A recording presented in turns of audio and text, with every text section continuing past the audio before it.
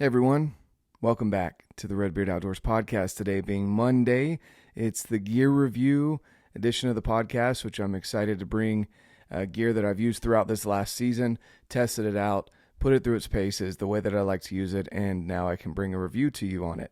So there's going to be some great ones coming up, guys. Today is going to be about the rangefinder that I used this year, why I chose to use it, maybe some some critiques I might have about it, if there are any, and, just whether or not I enjoyed it and why I kept using it. So before we get into that, guys, I just want to remind you that, first of all, I'm really grateful for you continuing to share the podcast, sharing the reviews, leaving comments, sending me messages. This is growing a lot faster than I thought, and I'm grateful for that. I'm stoked for 2023. This will be the last gear review for 2022. So there's going to be some great things coming, guys. I've got just some awesome plans for the podcast and for the YouTube channel. So look forward to that. And again, thank you so much for the growth that you guys have contributed to by sharing the podcast with others. Thank you. Thank you so much.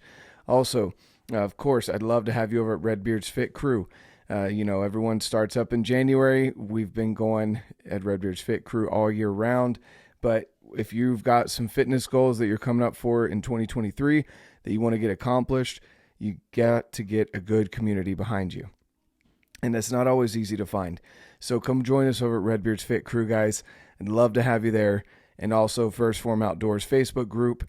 Now, both of those links are down below. You can look them up on Facebook if you'd like, or just go and click the link and get joined up. It doesn't cost you anything, and you get a great community of individuals that are going to help you further your goals so you can get back out in the woods if that's your goal, go hiking, backpacking, whatever it may be, or just overall live a better quality of life. That's what we want. So go check us out over there.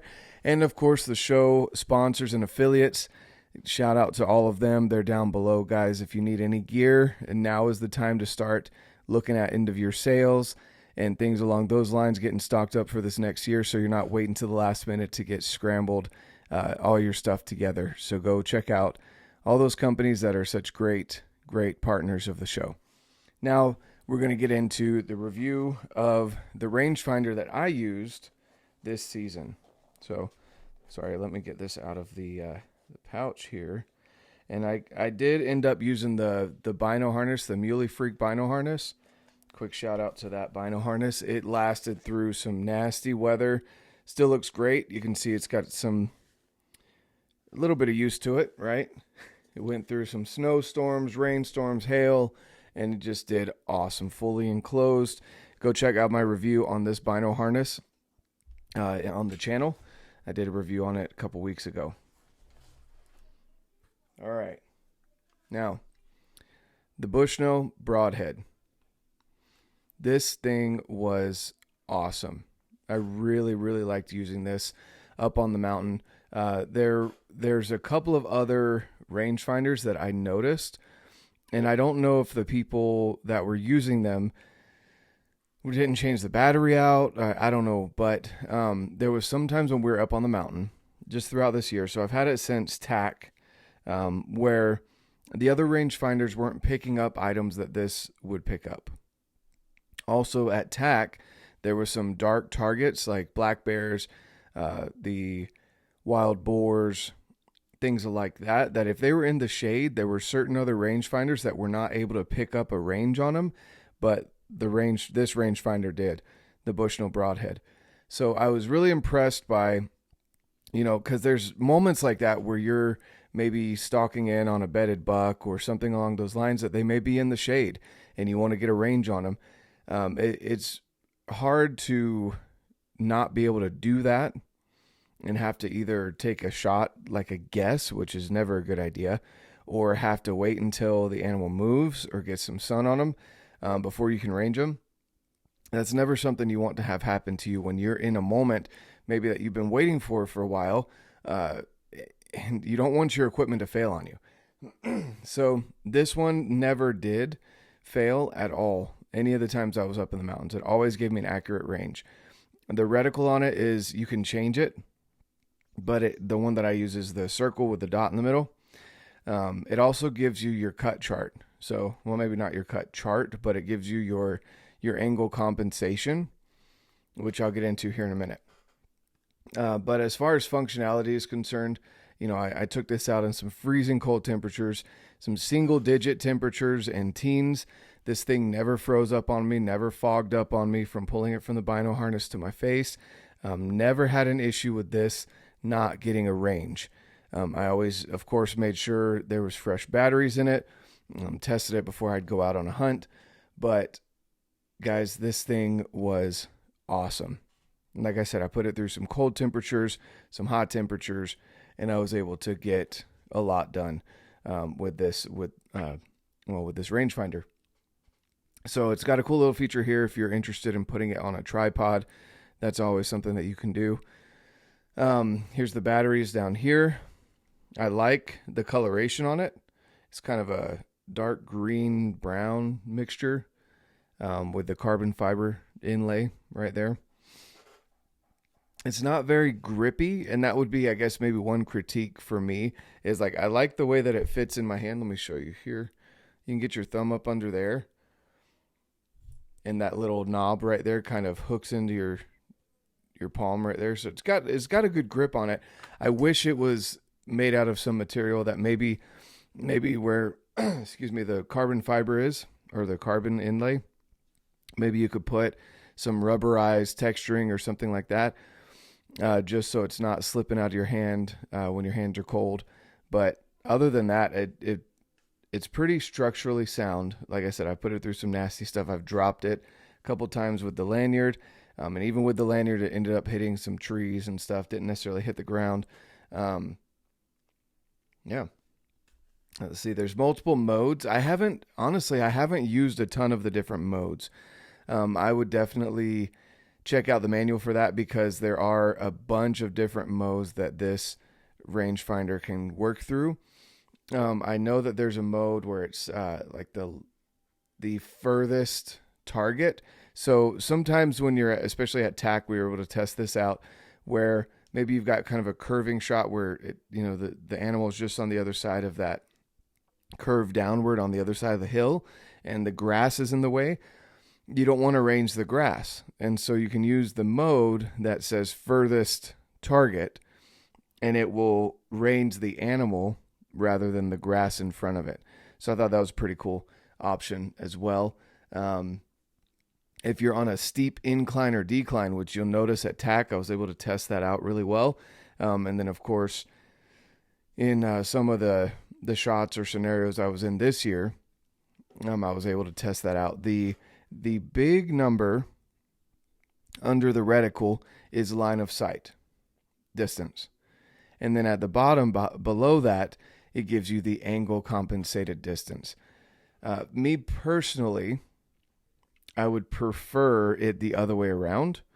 And just because when you're in that moment of, there's a big animal in front of you and you're trying to go through your steps, it's easy to miss that smaller number on the bottom of the window than the number that's standing out to you right below the reticle. That would just be, it's a minor, very small idea that maybe some feedback that could be done about the distances. But just because I know there's a lot of people that mention this too of, it would be really good to have the bigger number be the angle compensated, the number that you're shooting for. If you're with a bow, you're shooting with that angle compensation, you want to dial to that number. That's the number that should be under the reticle. I'm sure people that are smarter than me may have a good reason why they did it the other way, where it's line of sight and then below it is the angle compensated. But I would almost just prefer even just the angle compensated period, like no line of sight. So that's one thing. Also the reticle, if you like an illuminated reticle, this particular model does not have the illuminated reticle. I believe they're making some tweaks and adjustments to it. As they always are, because that's what companies always do, right? Coming out with better innovation. But right now, this does not have an illuminated reticle. So if that's something that you need, this may not be the one for you, this particular model.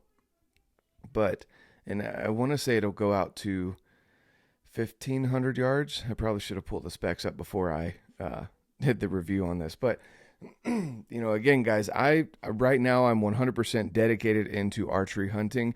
So I'm obviously not going to be shooting that far out. So I didn't take it that far. I did notice, there's a couple times just for fun, I ranged out to 1,000 yards on a tree, and it worked just fine. So,